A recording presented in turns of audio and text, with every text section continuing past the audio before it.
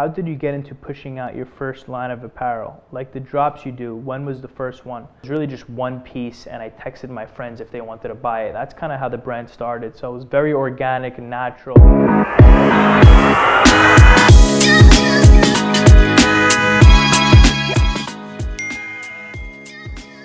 Jake SS, what was your first design? So the first design we created was actually on a white long sleeve t-shirt a couple years back. It said retro on the front and it said Stay Cool People on the back. So that was the first design I ever made. So Matthew S asked, how did he think of the brand name Stay Cool? So it was basically trying to figure out two words that work together. And the first design said Stay Cool People on it, and I ended up nixing the word people and just kept riding with the Stay Cool.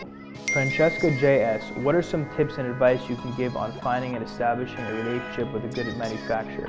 From personal experience, it seems to be one of the hardest parts.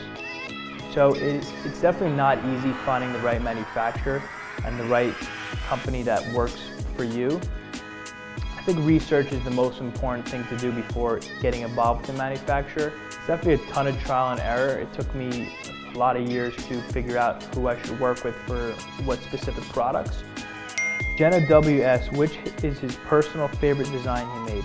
So a few months ago, we released the university cardigan, and it was definitely one of my favorite pieces we ever created. Always wanted to produce a cardigan and something that kind of elevates the brand more than just t-shirts and hoodies and stuff like that. So I was really happy about how it came out.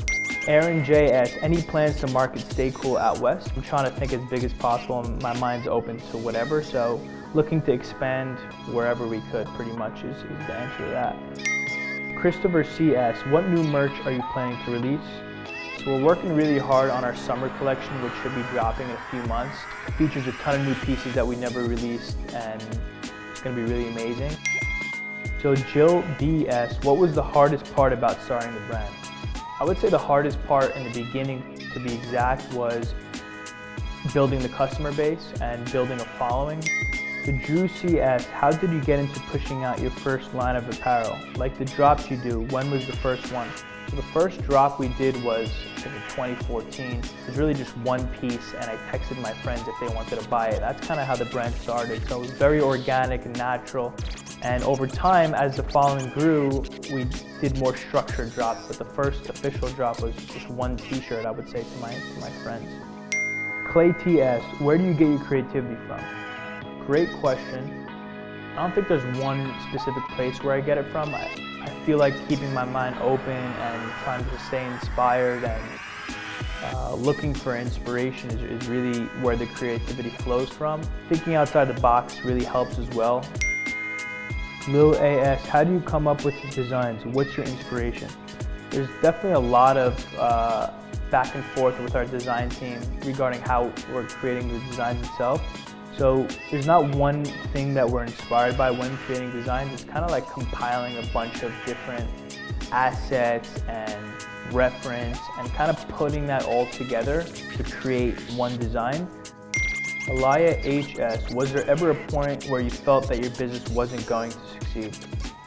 Definitely hard in the beginning, and I've had some doubts in the early days about moving forward, but I was always determined and always wanted to just keep going.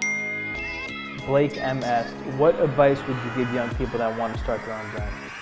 Some pieces of advice I would give is think outside the box and try to come up with a concept and brand identity that differs from whatever you see is out there. Parker CS, which do you like most, embroidery, tie-dye, airbrush, or other? I really love embroidery. It really, it kind of like, it's like a 3D effect when you see something embroidered on a hoodie or a sweatshirt, and definitely love it, and it brings the design to life. Diana PS, what's one difficult thing about the clothing industry you didn't expect going into all of this? I think the one difficult thing for me specifically was finding the right manufacturers to work with and building a team. Will SS, what's your favorite movie? My favorite movie is The Never Ending Story. It's a series that everyone should watch. Yeah. Joe AS, what's your favorite city? My favorite city is New York, but love all cities in the US, but specifically New York is my favorite. Sarah MS, who do you want to wear Stay Cool? So I would love if Tyler, the creator, wore Stay Cool. He was definitely a big inspiration for me in the beginning years, and it would be a really cool full circle moment if you were to wear the brand. Liz CS, what's your favorite breakfast sandwich? Favorite breakfast sandwich is an everything bagel toasted with egg and cheese. It's really fire. Everyone should try it.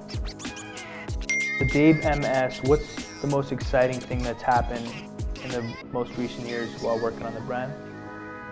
Something really dope that happened was we did a collaboration with Lil Dicky, the rapper. Been a fan of him for a while, and it was really cool to work with him on a collection. So that was really, really exciting. And he was wearing our product in his TV show called Dave. So that was a really fun experience, and was happy to work with him on a collection. Jackie L asked, is it really you texting us? Yes, it's me as the founder texting you.